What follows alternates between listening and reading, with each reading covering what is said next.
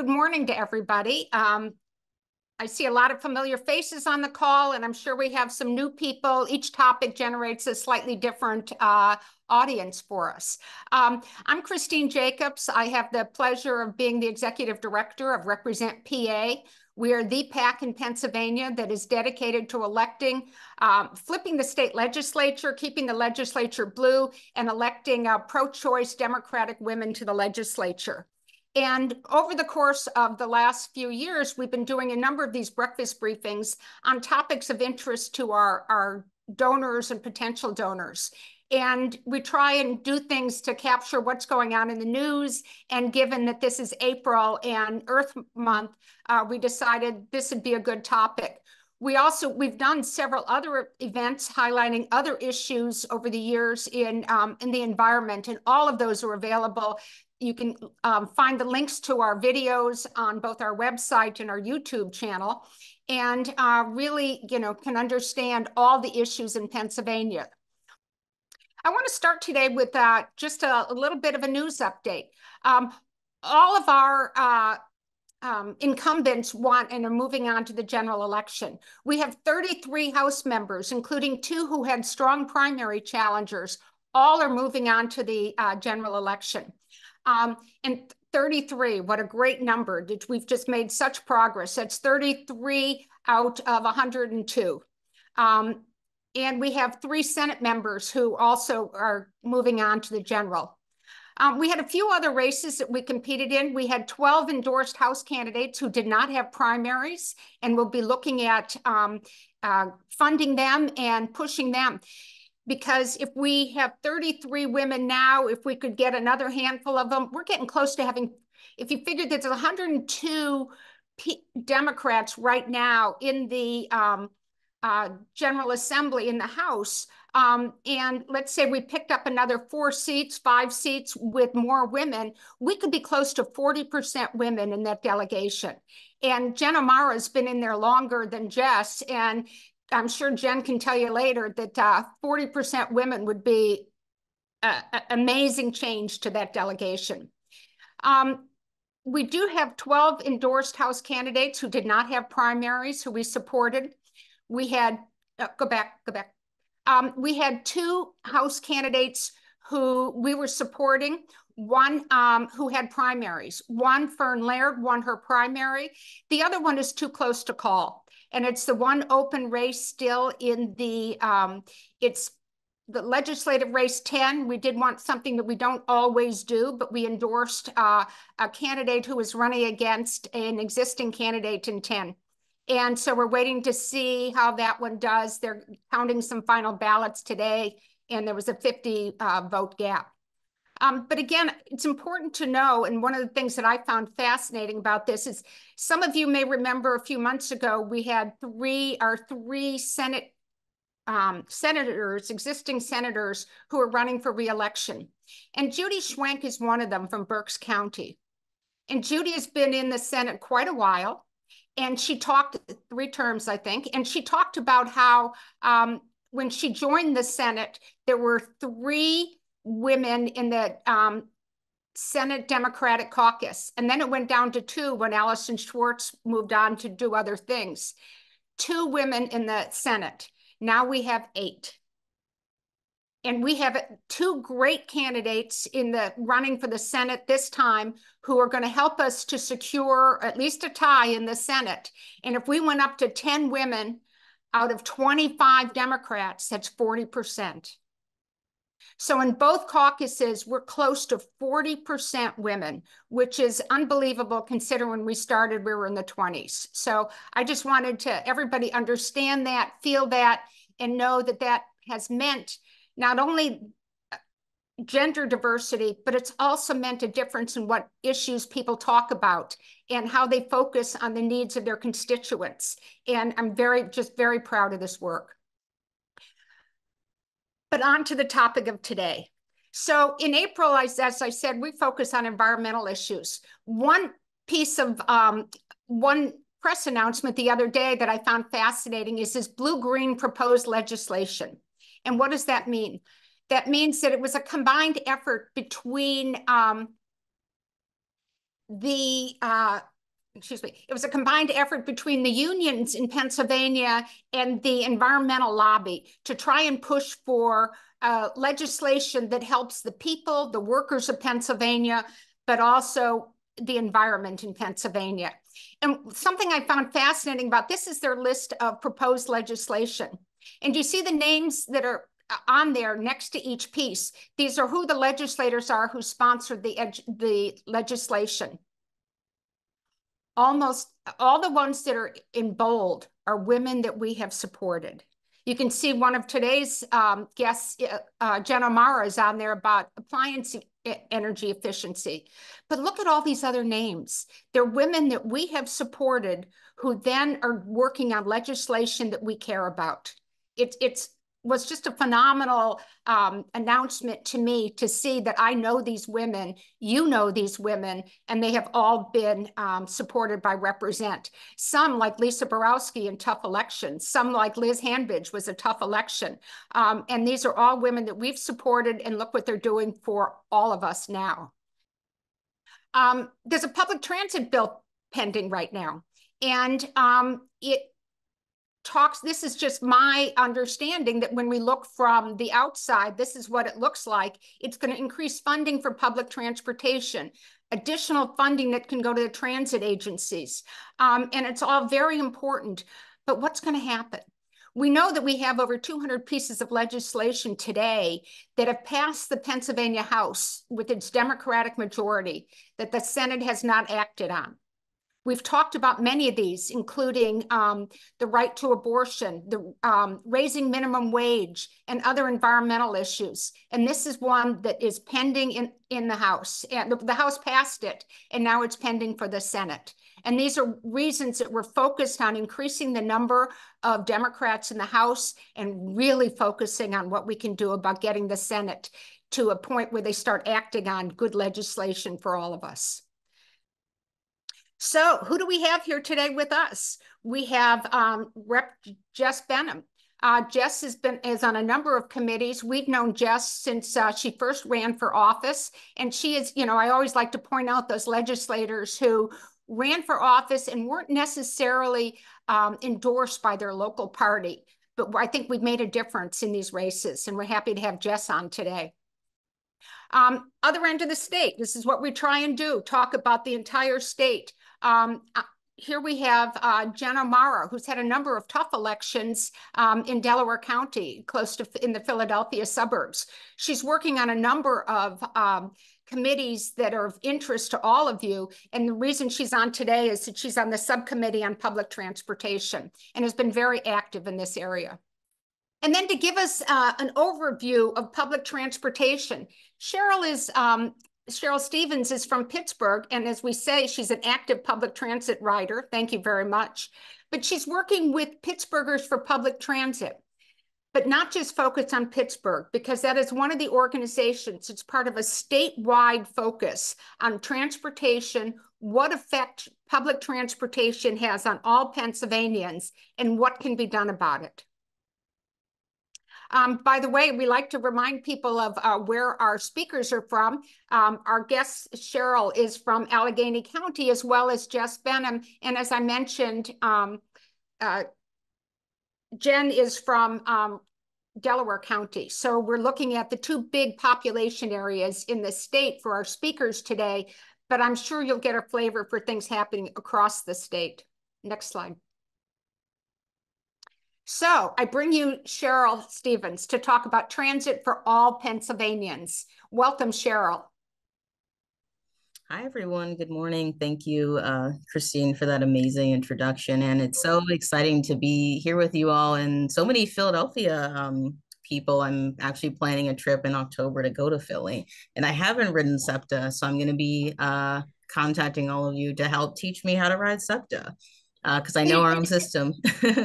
Please do. We're happy to host you. We're happy to, you know, and everybody continue to sign in with where you're from and whether you use public transportation.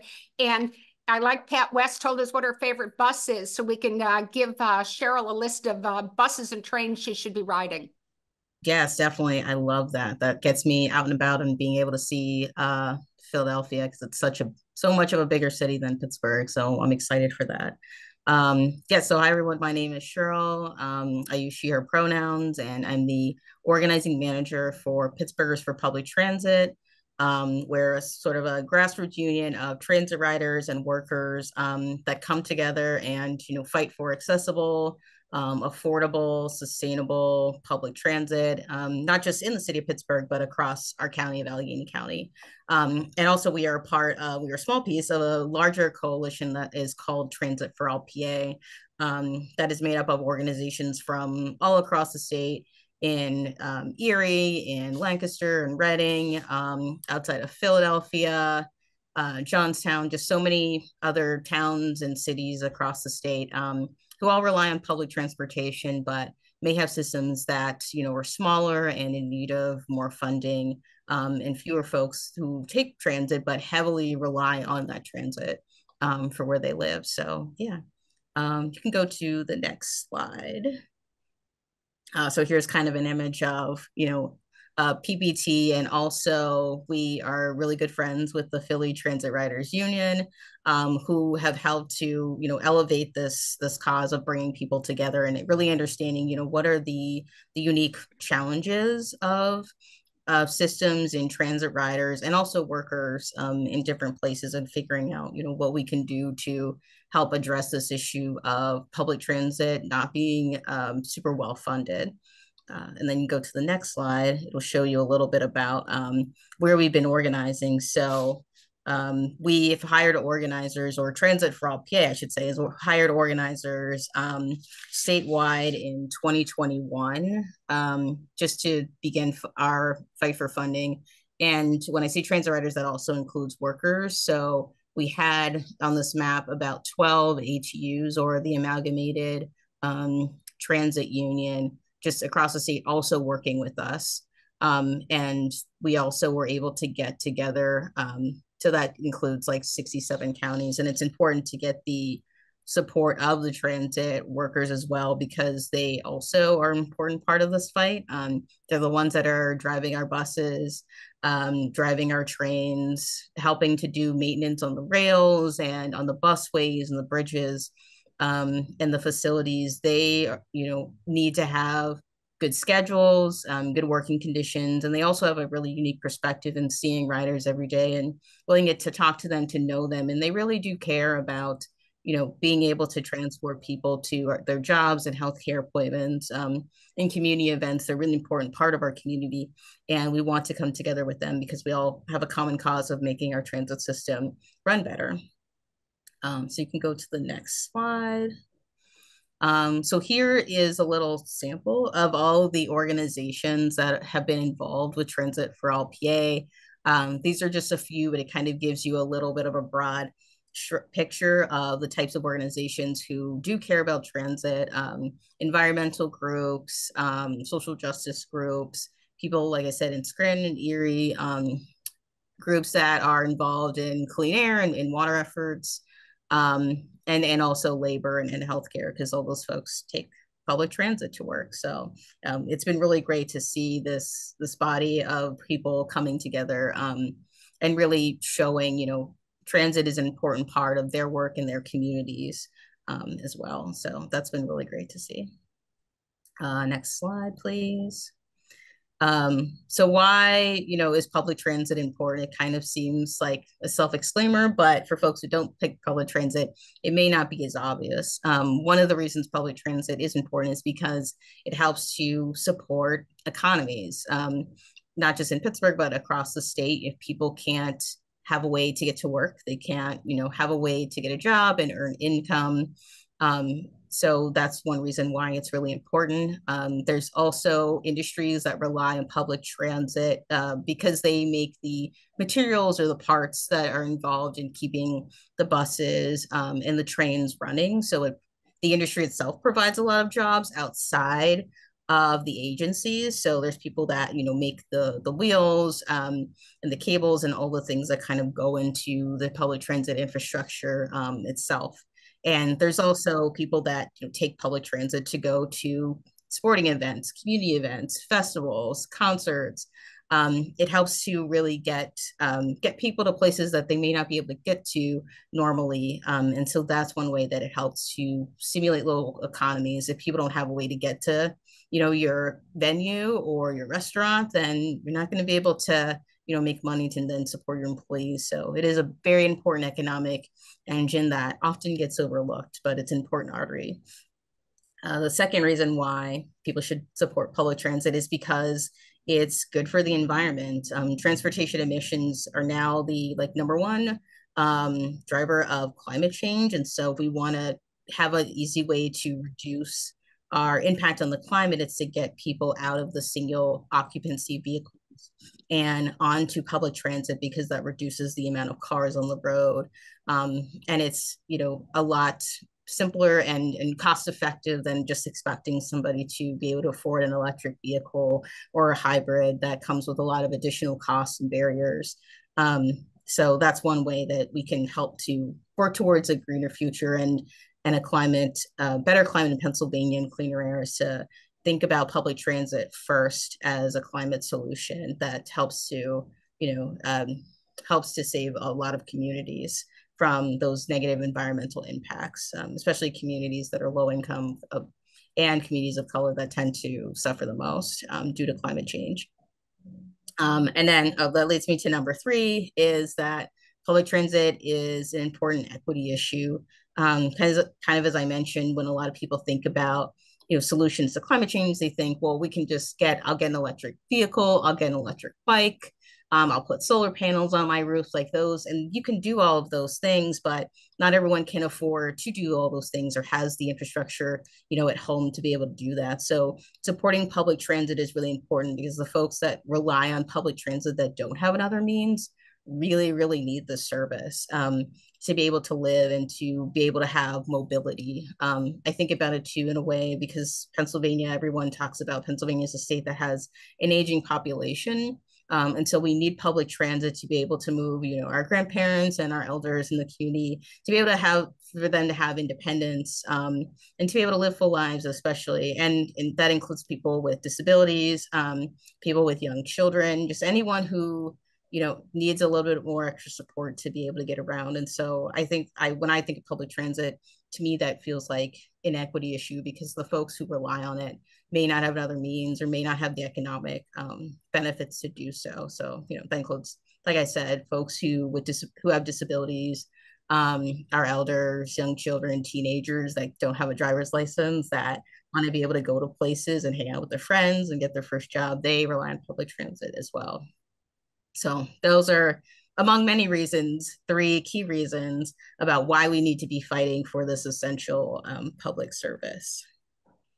So you can go to the next slide. I probably won't spend too much time on this one, but I can include in the chat or after the discussion a link to a map that we created, or one of our friends in Philadelphia created, that actually shows statewide the different industries that make items that go towards public transit. And it's actually really interesting, because you can see facilities in all of the counties and all of the legislative districts in the state where things like parts and, like I said, maintenance go into public transit. So it's really kind of fascinating to see, I guess, the tangible economic benefits in all the counties. So I'll share that at the end. You can go to the next slide. So as I was talking about transit as an equity issue, these are 2 different graphs that we created. So approximately 35% of the United States transit users during the pandemic had annual household incomes of less than $15,000. So these are folks that are really budgeting as much money as they can and trying to save where they can, but it feels very impossible. So on the left, there's a graph that shows people of color who were taking public transit during the pandemic. So folks that had to be there, had to be out and about no matter what, and didn't have the luxury of taking private transportation. So on the graph, you can see the people who relied on it the most from the COVID survey were African Americans, followed by folks who identified as Hispanic, then people who identified as Caucasian, Pacific Islander, anyone who was other identified as other Asian and then Native American. So the highest ridership was coming from Black folks during the height of the pandemic. And then on the other side is a chart that has transit riders during the pandemic who were low income. And as you can see, like over 35% of people who were low income were at the like less than $15,000. So very, very poor people who are relying on this transit system to still show up to jobs that were likely in person. So working at pharmacies, grocery stores, in hospitals, at gas stations, just places that had to be running and open during the pandemic. It was actually, this is sort of a asterisk, but I found something that was really interesting too, was a lot of transit agencies or several transit agencies waived public transit fare collection during this time. And our agency actually saw that the amount of ridership that they had was able to stabilize because of that. And it kind of shows just how expensive things like fares can be when you are low income, and it really makes a difference whether or not you have $2.75 or $3 or whatever the transit fare is to be able to get around. So you can go to the next slide. So kind of why are we talking about transit funding? What is the situation here? So transit funding that we are fighting for is funding that goes towards operations.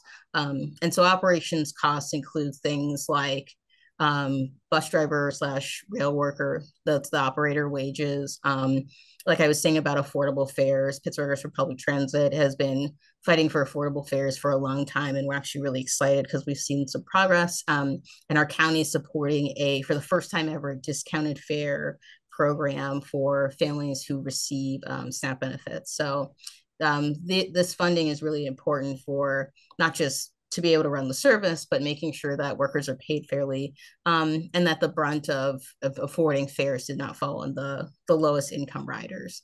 And there hasn't been any, real investment in funding over the past 10 years.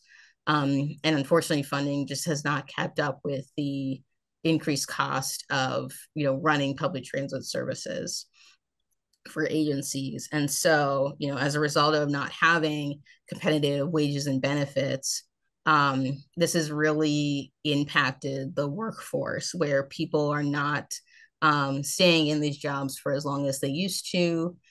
People are choosing to go into other industries to drive, like maybe delivery services versus being a bus driver.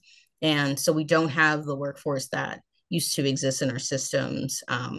And so as a result, agencies have made the decision to cut services in communities just across the state, and especially over the course of the pandemic, because fewer people were riding, folks were getting sick, their drivers were getting sick, and it just has taken a huge toll. And while some transit agencies have been on the mend and starting to be able to get maybe more riders, the issue of where are we getting new folks to be driving these buses and trains is still very prevalent. So you can go to the next slide. Also, the problem is continuing with the fact that there's a significant need for money as well that goes towards capital improvements for both SEPTA and PRT. PRT is Pittsburgh Regional Transit. And so those capital costs go towards things like stations, but also things like repairing bridges that the buses and trains run on, repairing platforms that have aged over time and just need to be made safer. Our agency is actually right now embarking on a really big rail project to improve some of its infrastructure. But smaller agencies also rely on state funds just to maintain the regular service, not even dive into figuring out how to expand service or, get new transit stations. They're just trying to do, the bare minimum to stay alive. And so there's a lot at stake for them as well. So, but Pennsylvania's public transit system, doesn't have a good rating right now. It has actually a D report card rating due to the fact that we are in serious trouble and don't have the funds that we need to keep going. So you can go to the next slide. Thank you. So this slide actually shows a graph of just what is happening with transit in Allegheny County as an example. And I'm sure it's not going to be very surprising, but as funding dries up or stagnates over time, services go down. And because service is being cut, then the ridership also has a decrease because people are like, well, I don't know if the bus is going to come. It used to come every, 15 minutes. Now it seems like it's coming every 30, 35 minutes. And that's a really big change. So I could take the bus, but I don't know if I want to risk it. Maybe I'll just get an Uber. Or maybe I'll just start riding my bike to work. It's not that far. So people who have the means to make other choices are not choosing to take public transit. Meanwhile, the people that don't have any alternative are really, really suffering and having to sacrifice their time and their efforts to try to make it work somehow. Whether that's, skipping on things that they need to pay for transit or having to figure out if they need to move to a closer location that has better service, even though that may be difficult and financially stressful for them. So those are the trends that we don't want to see happening, but unfortunately they are happening in Allegheny County. Because as the quality of the service declines, you're going to see ridership start to trickle away. And then that also is challenging because if the ridership decreases, then the funding, it makes it very difficult for the funding to come back because the government says, well, you don't have a lot of riders. Why do we need extra money? Than to expand service if nobody's riding transit. So you kind of get into a little bit of a death spiral or a decreasing cycle where it kind of runs itself over and over again. So those are the things that we're kind of up against and trying to reverse this thinking and reverse these trends of decreasing service that then leads to decreasing ridership. So you can go to the next slide. So kind of what's next? We've been, thinking about how can we figure out where to get money from and make sure that money is stable and dedicated, and have folks understand why public transit is important, not just here in Allegheny County, but across the state. And, what are the creative measures that we can do to get more funding? So you can go to the next slide and also thinking about what opportunities are out there. So as Christine mentioned, there is public transportation legislation that is coming up. So this year, Governor Shapiro in his budget address announced that there was going to be a 1.75% increase in the allocation of the state sales tax toward the public transit trust fund. And so that's going to be about $282.2 million a year that would go towards the operations, which means we could get more service, which is exciting. And we're also super ecstatic about this too, because this is the first time in a decade where we are actually seeing our state government make a concerted effort and say, we want to invest in public transit. But in order for that to happen, we need elected officials to pass this budget proposal so that we can get the service that we need, so we can hire and retain more transit workers, and also work towards decreasing the cost of fares for the poorest riders in the state. And then the second thing is, we want to see Harrisburg pass legislation that would give municipalities across the state the ability to run referenda and then raise their own local funds for the capital costs of public transit projects. And so if the municipalities are able to secure those funds and the local match that is needed to get federal funding, then becomes an available option. So we can get even more money. But if the municipalities aren't able to do that, if they're not able to raise, the matching funds needed, then we're leaving a lot of money on the table from the federal government that could be going towards all of our systems. So those are sort of the two goal points that are on the horizon for us, Transit for All PA. that we're working towards. In fact, on Tuesday, we will be in Harrisburg having a big rally and a press conference just about these two things right here, about the sales tax allocation, and also wanting to have the ability to raise our own local funds for public transit. So we're not just, talking about it, we're actually going to Harrisburg and showing elected officials that we are willing to drive across the state and show up really early in the morning to say that this is desperately needed. This is like an incredible opportunity that we can't afford to let go by the wayside. And there's so many people across the state that rely on public transit. That is their only way to get around, safely instead of walking on highways and over underpasses and on rocky gravel just to be able to get to work or their doctor's office. This is so incredibly important. And that's why I love the work that I do, because I also ride public transit. I'm really lucky to live in an area where I have some good public transit options. I can get to work with one bus. I can get to downtown Pittsburgh with one bus, which not everybody has those options. So, and I've been riding transit pretty much all my life, not in Allegheny County, but also in Erie and State College and Bethlehem. So I kind of had a little taste of the flavor of public transit across the state, but I'm always excited to learn more, and doing this work has really expanded, what's been possible. And I'm just really excited about it. So Well, I Cheryl, kind of think, yes. thank you so much. Thank you. We'll go on to our other speakers now, but if you have questions, put them in the chat and we'll get back to them. But I hope Cheryl's got you excited about, I've been making notes in the chat as she's been talking, that so many of the issues she talks about, whether it's community development or equity or job security or jobs across Pennsylvania, they're all tied up in public transportation. And what she queued up very well is, okay, state legislature, what are you doing about it? And this is something clearly Pennsylvanians want. It's something that we're thrilled that the governor put into his budget discussions. But we'll go on to our representatives. Rep. O'Mara from Delaware County, what are you doing about all this?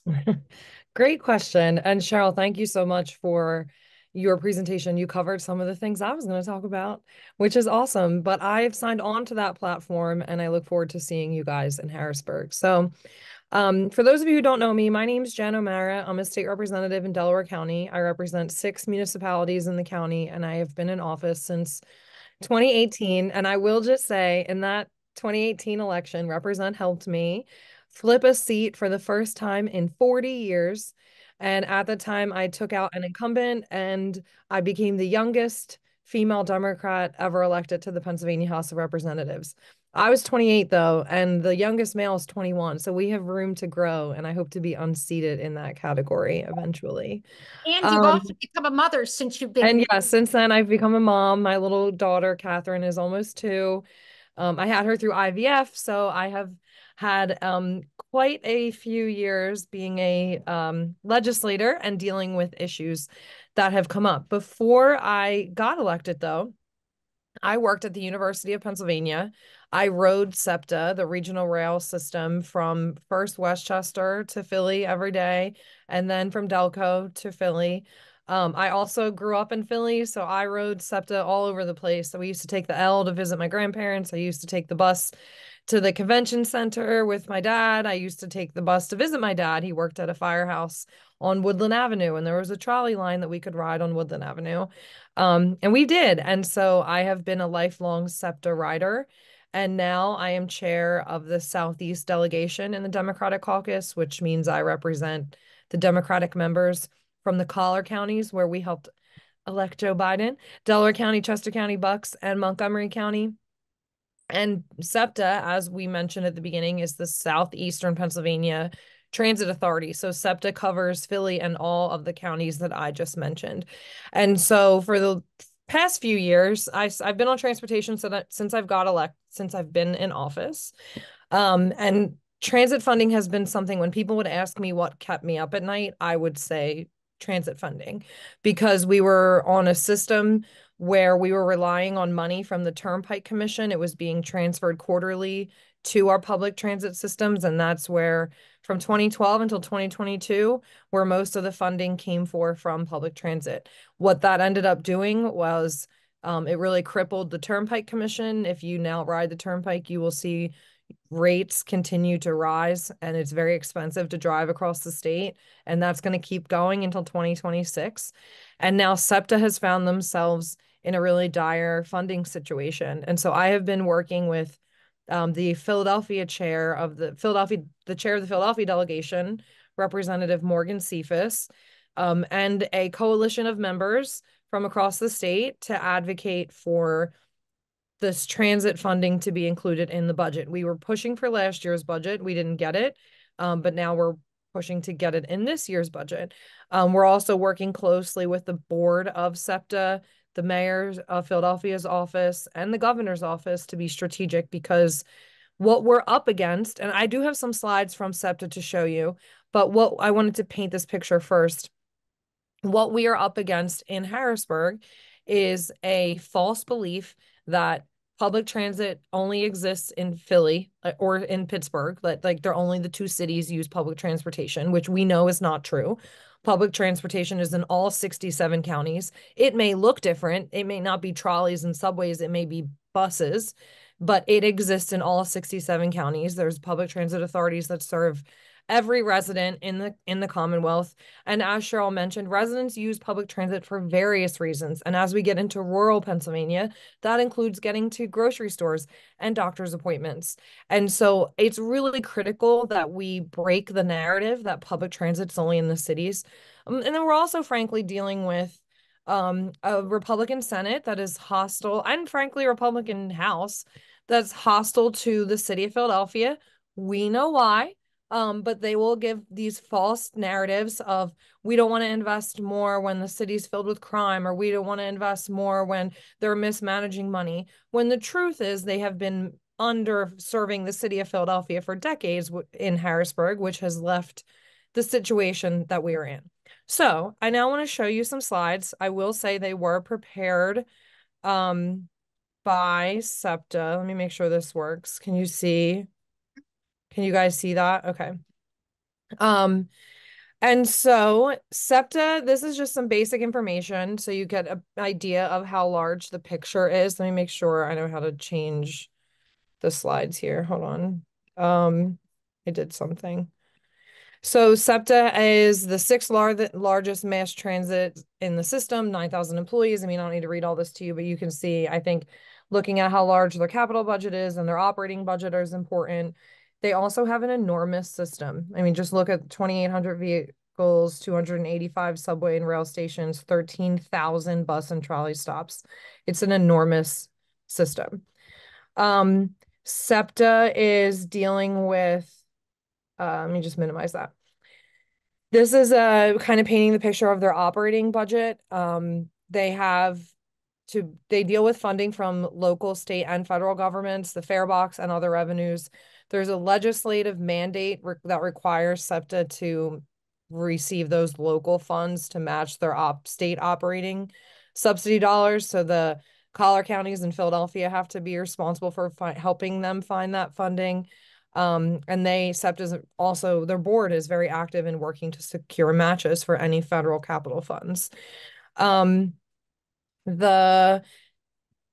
This slide kind of demonstrates for you how large the impact SEPTA is. So despite the fact that they operate here in these collar counties, you will see that their contracts and their impact on the Commonwealth is much, much greater. I mean, just look up to Erie, there's $2 million worth of contracts. Allegheny is 98 million.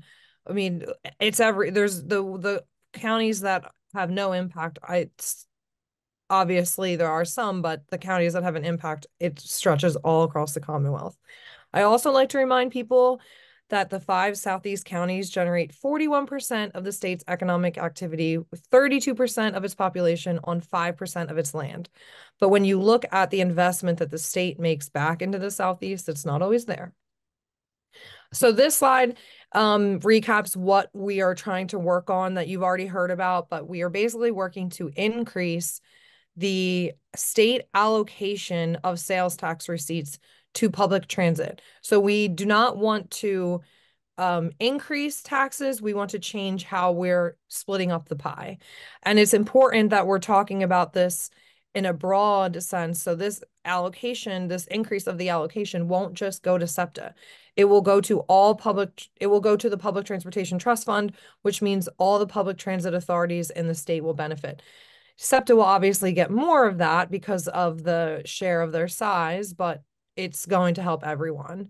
I know people have asked about SEPTA, where they're kind of at with riders. They are averaging 700,000 daily riders, but they're only at about 70% of pre-pandemic levels. That number does continue to grow, especially as the SEPTA Key Advantage program grows. So the SEPTA Key Advantage program is a program that allows employees in different companies to have access to SEPTA. Their companies help pay for it.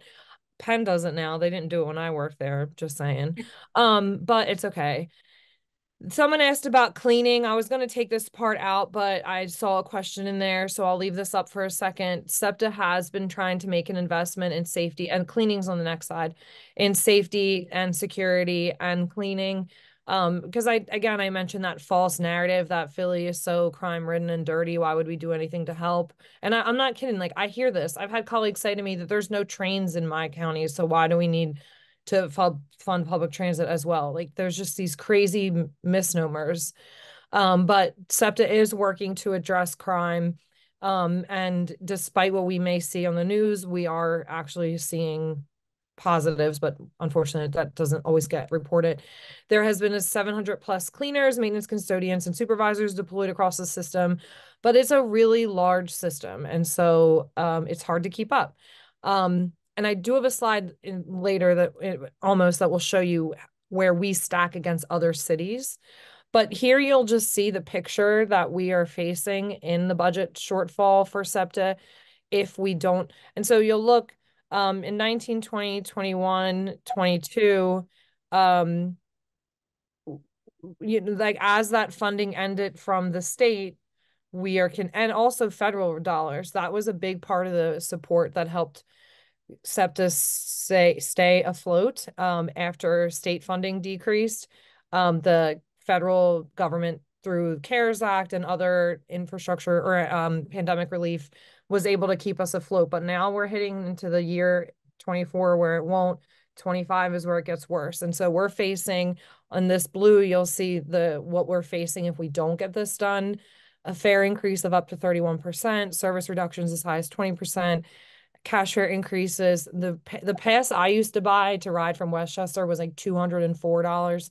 It will go up to $254.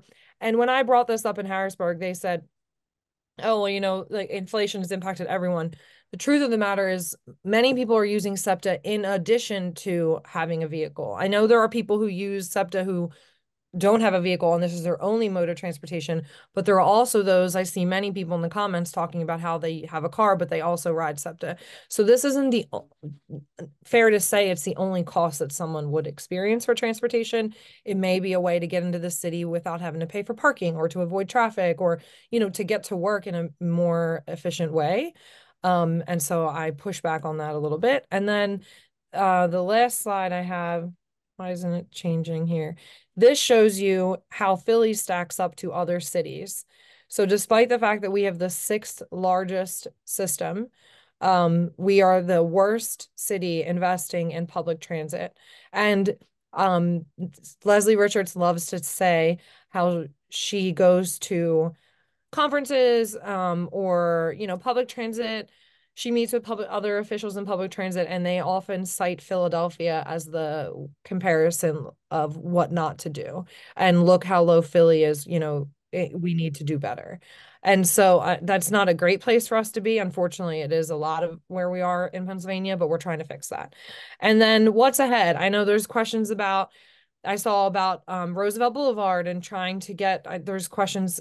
Joe Cerisi always talks about extending up into Pottstown, and the reality of the situation is, with the budget disaster that we're staring at, all those things are pipe dream. And that we'd love to see that happen. I think SEPTA would too, but instead we need to fight to just keep the system afloat now.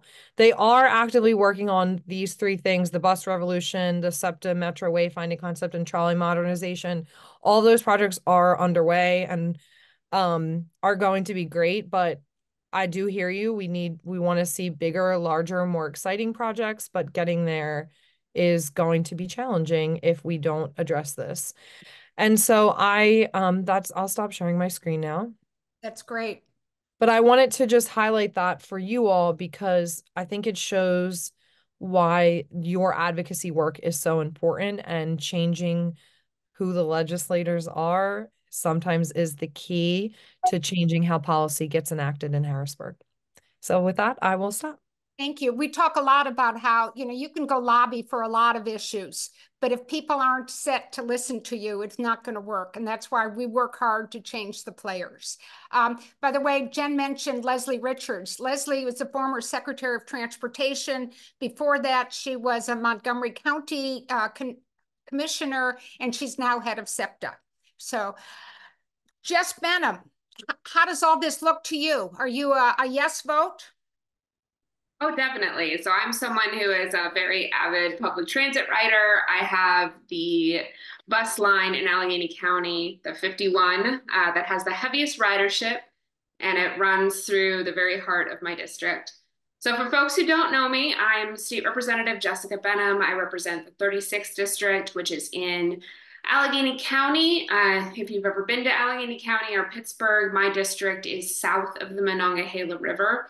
So I've got, south side, some really hilly hilltop neighborhoods. And then I have Brentwood Borough, which is sort of in Pittsburgh's South Hills. It's been really fun to represent this area because as someone who has been riding public transit ever since I moved back as an adult to Pittsburgh after college, it's nice to represent a place that I can kind of get around on bus if I need to. Unfortunately, as has been mentioned by other folks, because buses don't run frequently enough, oftentimes with the demands of my schedule, I look at it and go, oh man, if I had an extra half hour between every single one of these appointments, I could take the bus today, but I don't. So I have to take my car. And I drive a lovely little plug-in hybrid, but I am able to do that because I own my home. And so I was able to put a charger on the side of my home. A lot of folks do not have that opportunity if they rent, or, even folks in more dense areas where they may own their home, but they don't have off-street parking. So they're parking in front of their house over, what is public sidewalk and on a public street. So that can really, really challenge things for people who want to make those sorts of environmentally conscious decisions, but for whatever reason can't.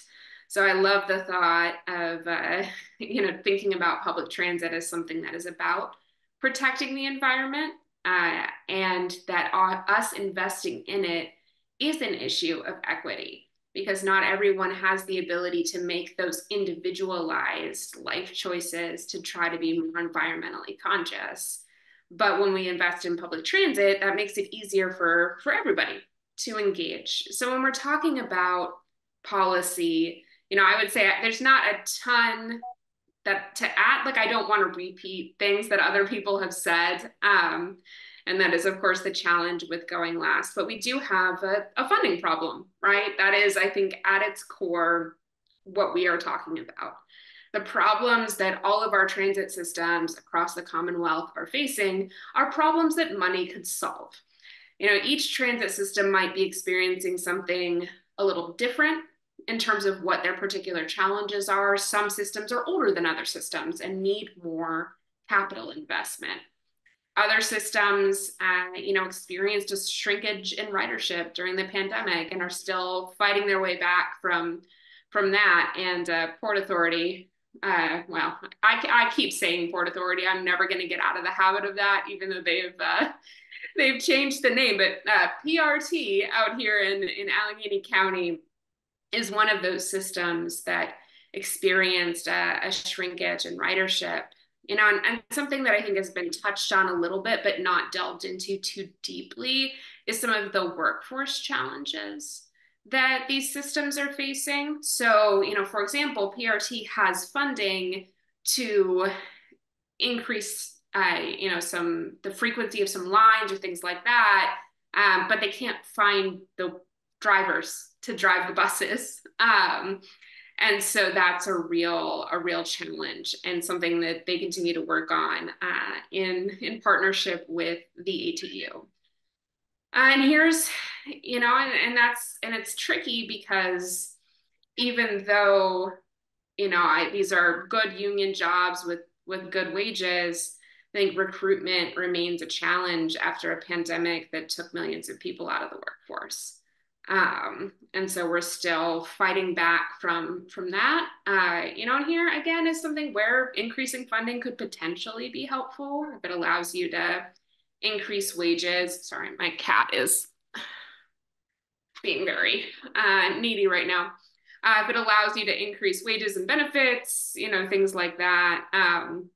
But, you know, truly it's going to be about making sure that folks know that these jobs are good jobs, that, you know, pay well and have good benefits and all of those things. So that certainly remains a challenge here. I can't necessarily speak to other systems, but I would imagine that, you know, no matter what transit system we're talking about, there are similar workforce challenges in places around the Commonwealth, because we're seeing that regardless of industry in places around the Commonwealth.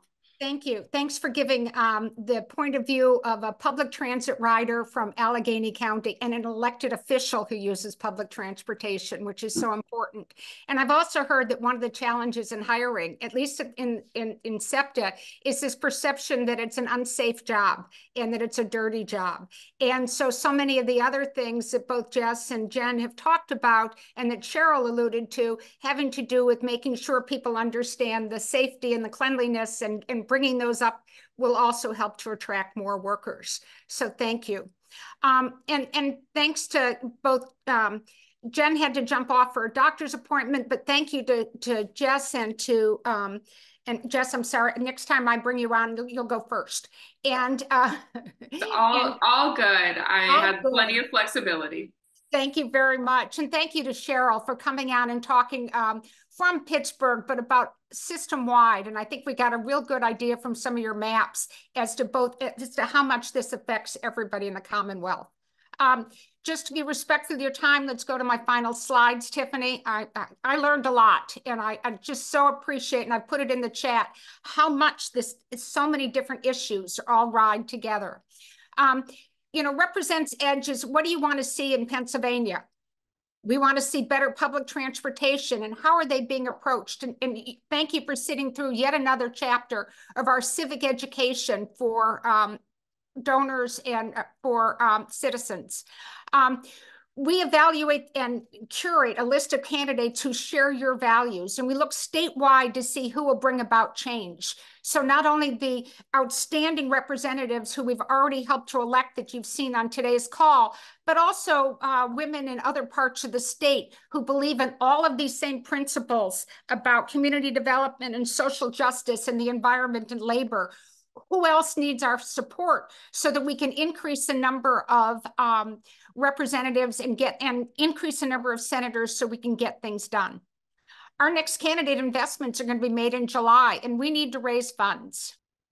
In March, we invested $166,000 in candidates across the state. We're up over $250,000 in terms of this cycle, but we need your investments from you and from events across the state. We've got a number of events scheduled in Philadelphia and Pittsburgh. If you want to host one, let us know. If you haven't been invited to one and you want to be invited to something we already have on our schedule, email us and we'd be happy to tell you which ones are available to you so that you can come and bring your friends. And we'd also like to do more events outside the large metropolitan areas. Maybe we should do it on a SEPTA bus. We need help. We mentioned a lot of this legislation is passed on various issues, including public transportation, has passed the House, but we need to flip the Senate. We need to get the Senate at least to a tie. We have all of our expenses covered for this cycle, so anything else that you invest with us, we will invest in candidates. So thank you very much. I made it at 9:30. There have been some very complex, you can cut the slides, Tiffany. We've made it to, thank you. You didn't get to see all of the slides, or some of them went through pretty quickly. We'll have contact information for all three of our guests when we send out the follow-up to this call. We will also send you the video, and so that you can share it with your friends and talk about. I have a personal goal in the next month of getting on a bus with Mary Hertig so that she understands how to get from her lovely home into Center City on the bus, and I'll ride it with you. But I thank you for coming. We look forward to hearing what issues you have. We want to remind you that it's an important election. We want to remind you that somebody who comes out to vote for one of our candidates will not only vote for the Democrat running for the state legislature, but they'll vote up the ballot too, and make sure that President Biden and Senator Casey are also reelected. It's a very synchronous situation for all of us. So thank you again for attending today. We'll be announcing, our next one will be the end, what's the date? The end of May, Tiffany? I can't remember. May 30th. May 30th. And our May 30th event, we're going to feature the heads, Madeline Zahn, who's the head of the House Campaign Committee, and Tim Wagner, who's the head of the Senate Campaign Committee. And we'll be talking about how do we, what's the outlook for increased representation by Democrats in Harrisburg for November, and get you excited about the races coming up. So again, thank you very much for attending today, and have a good day.